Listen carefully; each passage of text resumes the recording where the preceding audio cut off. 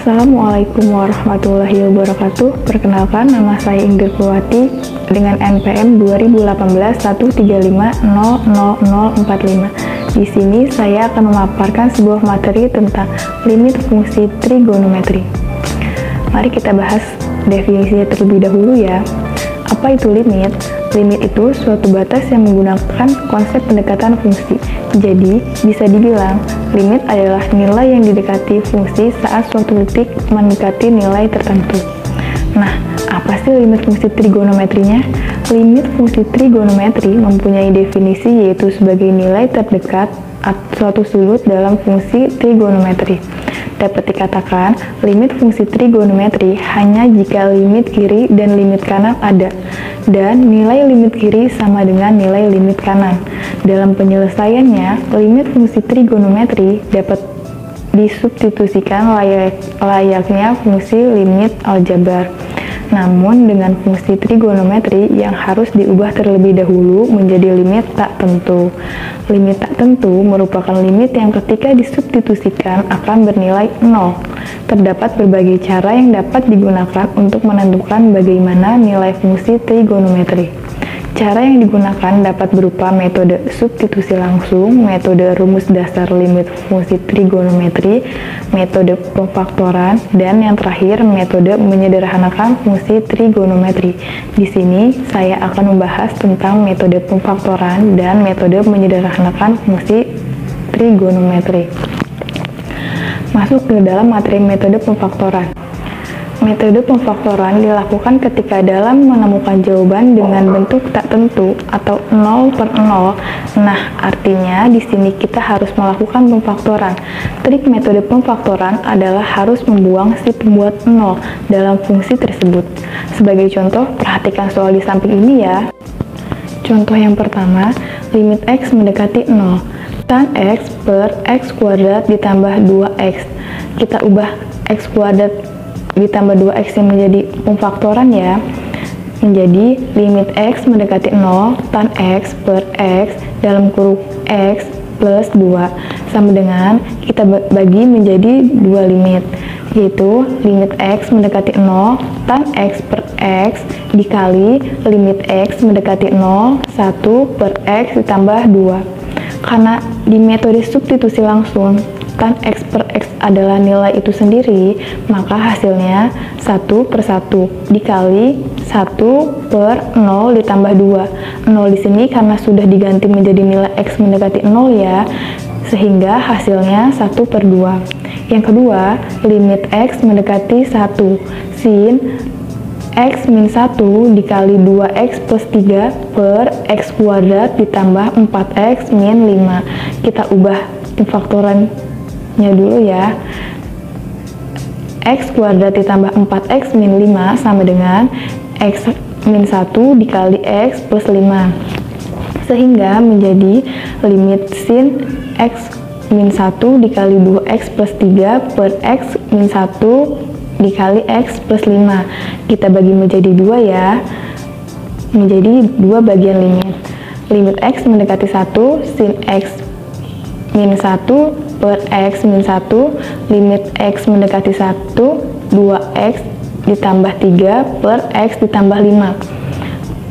Sehingga dapat kita substitusikan x menjadi 1, yaitu 1 dikali 2 kali 1 ditambah 3 per 1 ditambah 5 sama dengan hasilnya 5 per 6. Nah, untuk contoh yang ketiga sedikit lebih rumit, jadi kita harus kembali mengingat sifat-sifat identitas trigonometrinya, jangan dilupakan ya. Yang ketiga, limit x mendekati 0. Sin x per tan 1 per 2x sama dengan limit x mendekati 0. Karena sin 2x sama dengan 2 sin x cos x, sehingga kita dapat mengganti sin x sama dengan 2 sin setengah x cos x. Kita ubah ya, menjadi limit x mendekati 0, 2 sin setengah x cos setengah x per sin setengah x per cos setengah x. Kenapa sih kok menjadi sin per cos? karena tan adalah sin per cos.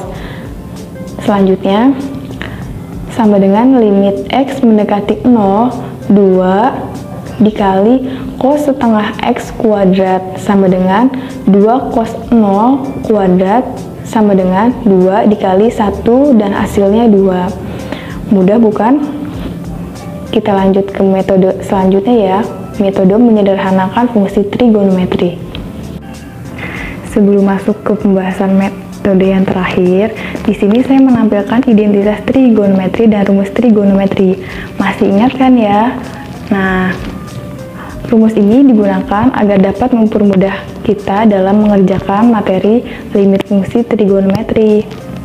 Diingat baik-baik ya. Metode menyederhanakan fungsi trigonometri. Untuk dapat mengerjakan soal dalam menyederhanakan limit fungsi trigonometri, kita diharuskan untuk membuka dan mengingat kembali rumus-rumus trigonometrinya yang tadi sudah saya tampilkan.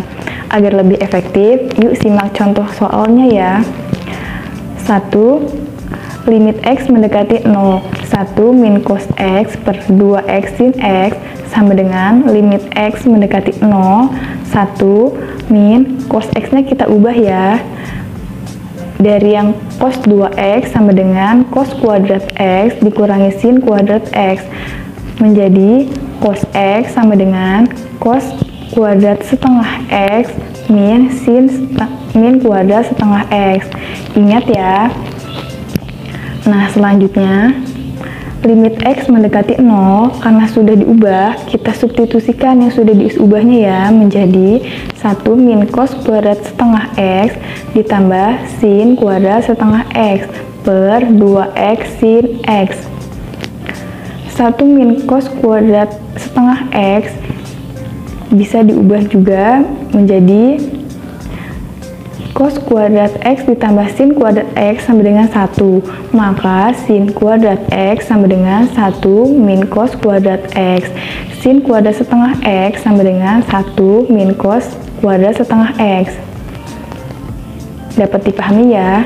Nah, selanjutnya limit X mendekati 0, sin kuadrat setengah X ditambah sin kuadrat setengah X per 2X sin X.